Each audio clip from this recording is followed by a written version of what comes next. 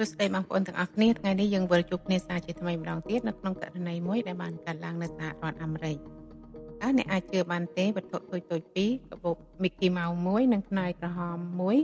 អាចក្លាយជាចំណុចចាប់ផ្ដើមនៃរឿងដ៏សោកសៅមួយ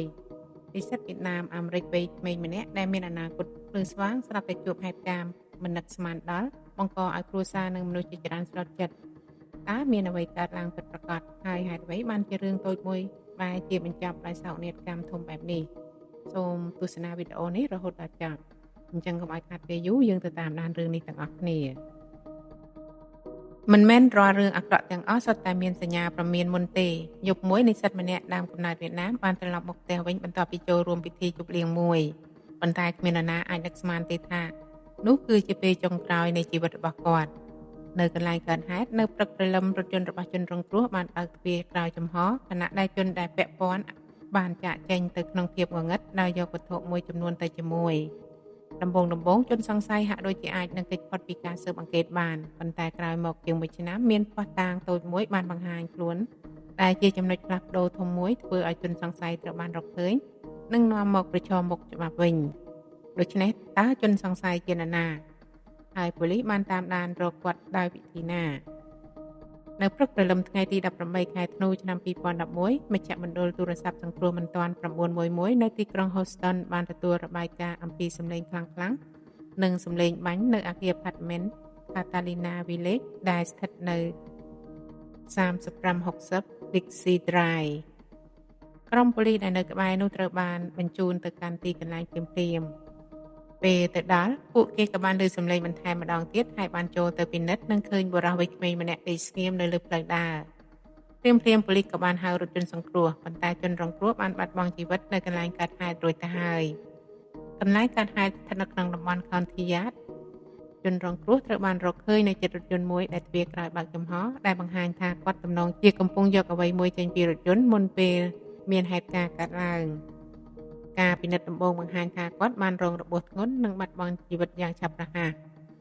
ដំបូងអត្តសញ្ញាណរបស់ជនរងគ្រោះមិនទាន់ត្រូវបានបញ្ជាក់ឡើយ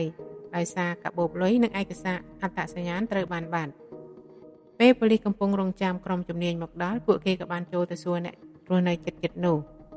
បន្ទាប់មកមាននារីម្នាក់រត់មកកន្លែងកើតហេតុដែលភាពភ័យខ្លាចហើយបានបញ្ជាក់ថានាងគឺជាមិត្តស្រីរបស់ជនរងគ្រោះនាងបានយំយ៉ាងខ្លាំងពេលឃើញស្ថានភាពនោះបន្ទាប់ពីស្ងប់ស្ងាត់និងគ្រប់គ្រងអារម្មណ៍បានហើយនាងបានបញ្ជាក់ថាមិត្តប្រុសរបស់នាងឈ្មោះហៅហ៊ីនអាយុ22ឆ្នាំព័ត៌មាននេះស្របនឹងឯកសាររថយន្តនិងកិច្ចសន្យាជួលផ្ទះដូច្នេះអាជ្ញាធរអាចបញ្ជាក់អត្តសញ្ញាណបានយ៉ាងឆាប់រហ័សនាងក៏បានផ្ដល់ព័ត៌មានសំខាន់មួយទៀតថាគាត់មានកាបូបនិងថង់អំណោយមួយប៉ុន្តែវាបានបាត់ទៅហើយនៅក្នុងថង់អំណោយនោះមានវត្ថុពិសេសមួយចំនួនដូចជាខ្នើយដែលមានស្លាកសញ្ញាក្រុមនិងឈ្មោះ Kitty ដែលអាចជាតម្រុយសំខាន់សម្រាប់ការស៊ើបអង្កេតប៉ូលីសបានប្រកាសព័ត៌មាននេះទៅសាធារណៈដើម្បីស្វែងរកជំនួយបន្ថែមក្រៅពីនេះសាក្សីនៅក្បែរនោះបានឃើញមនុស្សម្នាក់រត់ចេញពីទីកន្លែងនោះហើយឡើងរថយន្តពណ៌សមួយគ្រឿងដែលអាចជា Chevrolet Malibu ឬ Impala កាមេរ៉ាសុវត្ថិភាពនៅហាងអាហារជិតៗនោះក៏បានថតឃើញរថយន្តពណ៌សមួយកំពុងបើកលឿនតាមផ្លូវ Dixie Drive ផងដែរទោះបីរូបភាពមិនច្បាស់ប៉ុន្តែវាជួយបញ្ជាក់ទិសដៅដែលជនសង្ស័យបានគេចខ្លួនពីតម្រុយដំបូងទាំងនេះអាជ្ញាធរបានបើកការស៊ើបអង្កេតពេញលេញដើម្បីតាមដានរកជនដែលពាក់ព័ន្ធនិងស្វែងរកការពិតនៅពីក្រោយហេតុការណ៍នេះយោងតាមព័ត៌មានដែលបានប្រមូលមកហូហ៊ីនកើតនៅថ្ងៃទី26ខែកញ្ញាឆ្នាំ1989ហើយជាកូនប្រុសច្បងក្នុងគ្រួសារជនជាតិវៀតណាមអាមេរិកមួយដែលរស់នៅរដ្ឋ Texas តាំងពីក្មេងមកជីវិតរបស់ហូហ៊ីនតែងតែបង្ហាញពីភាពខិតខំនិងការតស៊ូក្នុងការអភិវឌ្ឍខ្លួនគាត់បានសិក្សាជំនាញជីវវិទ្យានៅសាកលវិទ្យាល័យ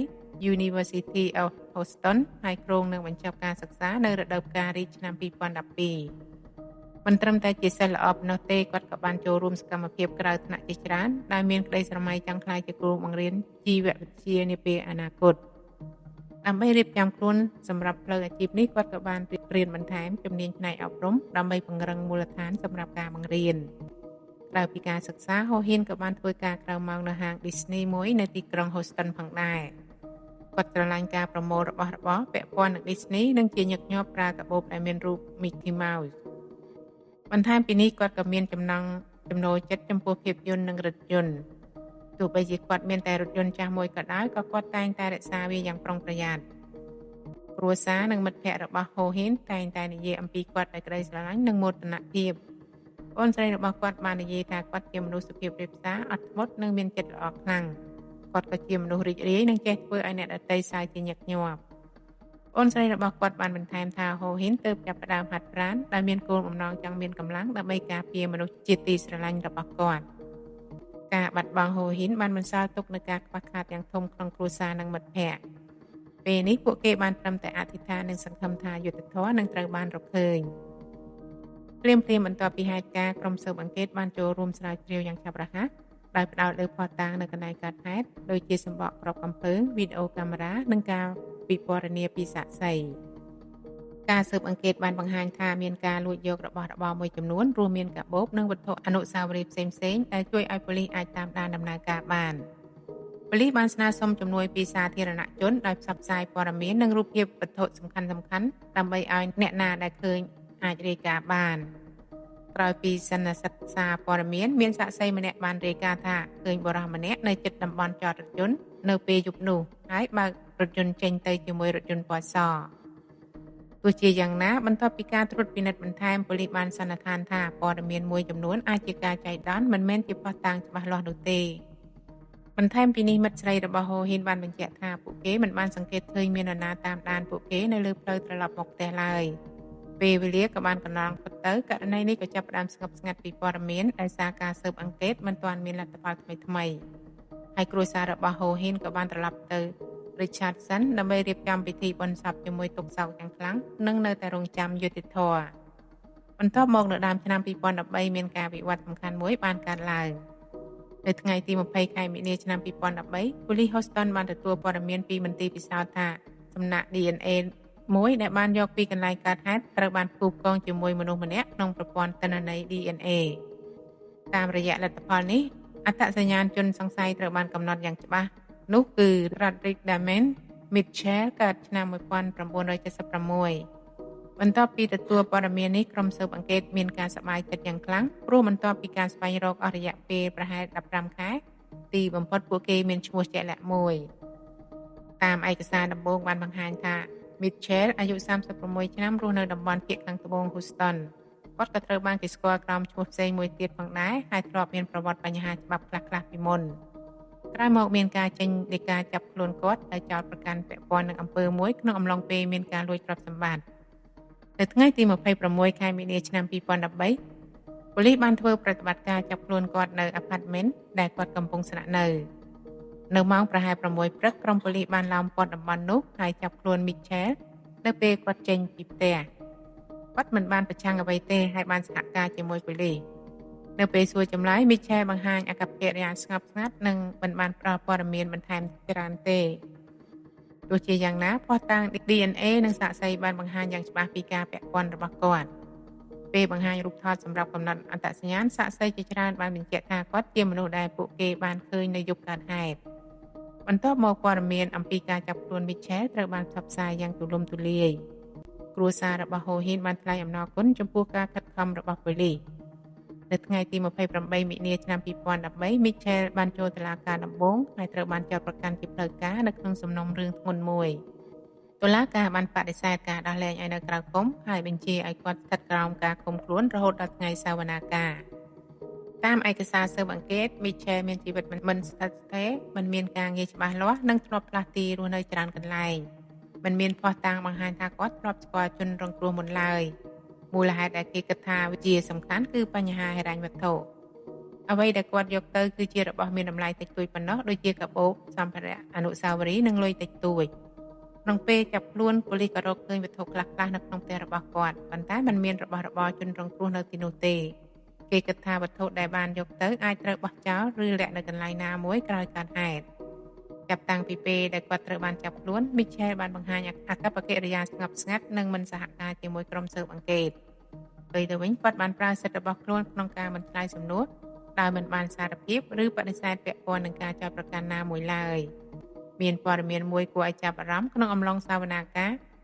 នៅពេលព្រះរាជអាជ្ញាបាននិយាយអំពីហៅហ៊ីនថាជានិស្សិតឆ្នាំចុងក្រោយដែលមានអនាគតល្អនៅសាកលវិទ្យាល័យ Houston នៅពេលនោះ Mitchell បានឱនក្បាលនិងជៀសវាងការមើលភ្នែកអ្នកនៅជុំវិញគាត់ វាអាចជាសញ្ញាថាគាត់មានអារម្មណ៍ខុសក្នុងចិត្ត ប៉ុន្តែទោះជាយ៉ាងណាក៏ដោយក៏គាត់នៅតែត្រូវប្រឈមមុខនឹងផលវិបាកតាមច្បាប់ សរុបមក Rodrick Damon Mitchell ត្រូវបានពិពណ៌នាថាជាបុគ្គលដែលមានប្រវត្តិជីវិតមិនស្ថិតស្ថេរ និងមានទំនាក់ទំនងជាមួយអំពើខុសច្បាប់ជាច្រើន ហើយត្រូវបានចាត់ទុកថាជាអ្នកប្រើអំពើហិង្សាដោយគ្មានការគិតពីផលវិបាក ការចាប់ខ្លួនគាត់មិនត្រឹមតែនាំយុត្តិធម៌ទៅកាន់ជនរងគ្រោះនិងគ្រួសារប៉ុណ្ណោះទេ ប៉ុន្តែថែមទាំងជួយកាត់បន្ថយហានិភ័យសម្រាប់សង្គមផងដែរ បន្ទាប់ពីត្រូវបានចាប់ខ្លួននិងចោទប្រកាន់ក្នុងសំណុំរឿងនេះ គាត់ត្រូវបានដាក់ឲ្យស្ថិតក្រោមការដំណើរការតុលាការនៅ County Harris ទោះជាយ៉ាងណាតាមព័ត៌មានសាធារណៈនៅតែមិនទាន់មានការបញ្ជាក់ច្បាស់អំពីលទ្ធផលចុងក្រោយនៃសំណុំរឿងនេះ ដូចជាការសម្រេចទោសឬការសារភាពណាមួយឡើយ ប៉ុន្តែតាមច្បាប់រដ្ឋ Texas ប្រសិនបើត្រូវបានរកឃើញថាមានពាក់ព័ន្ធនឹងអំពើក្នុងអំឡុងពេលលួចទ្រព្យសម្បត្តិដែលបណ្ដាលឲ្យមានការបាត់បង់ជីវិត ទោសអាចធ្ងន់ធ្ងរយ៉ាងខ្លាំងរហូតដល់ជាប់ពន្ធនាគារពេញមួយជីវិតដោយគ្មានសិទ្ធិដោះលែង មិនថាលទ្ធផលចុងក្រោយជាអ្វីក៏ដោយ ការបាត់បង់របស់ Hohen បានបន្សល់ទុកនូវទុក្ខសោកយ៉ាងជ្រាលជ្រៅសម្រាប់គ្រួសារនិងសហគមន៍ ករណីនេះបានក្លាយជាការរំលឹកដ៏សំខាន់សម្រាប់សង្គមអំពីសុវត្ថិភាពរបស់យុវជននិងនិស្សិត Hohen មិនបានមានទំនាក់ទំនងជាមួយមនុស្សគ្រោះថ្នាក់ឬធ្វើអ្វីដែលមានហានិភ័យទេ ប៉ុន្តែគាត់ក៏នៅតែជាជនរងគ្រោះនៃអំពើហិង្សាដែលមិនបានរំពឹងទុក វាបង្ហាញថាការប្រុងប្រយ័ត្នគឺសំខាន់ ជាពិសេសនៅកន្លែងស្ងាត់ដូចជាចំណតឡាននៅពេលយប់ដែលអាចមានហានិភ័យកើតឡើងដោយមិនបានរំពឹងទុក ទោះបីជាអគារផ្ទះមានសន្តិសុខក៏ដោយក៏មិនអាចបង្ការហេតុការណ៍អាក្រក់ទាំងស្រុងបានឡើយ ចា៎នេះគឺជាករណីឃាតកម្មសម្រាប់ថ្ងៃនេះតើបងប្អូនគិតដូចម្តេចដែរអំពីករណីនេះសូមជួយបញ្ចេញមតិយោបល់របស់បងប្អូនខាងក្រោមវីដេអូនេះម្នាក់មួយផងហើយក៏សូមអភ័យទោសរាល់កំហុសខុសឆ្គងដែលកើតឡើងដោយចេតនាក្តីឬអចេតនាក្តីបើសិនបើបងប្អូនចូលចិត្តវីដេអូនេះសូមកុំភ្លេចចុច like comment subscribe ដើម្បីបានវីដេអូថ្មីៗបន្តទៀតអរគុណបងប្អូនទាំងអស់គ្នាសម្រាប់ការតាមដានតាំងពីដើមរហូតដល់ចប់ជួបគ្នានៅថ្ងៃស្អែកសូមអរគុណសូមជម្រាបលា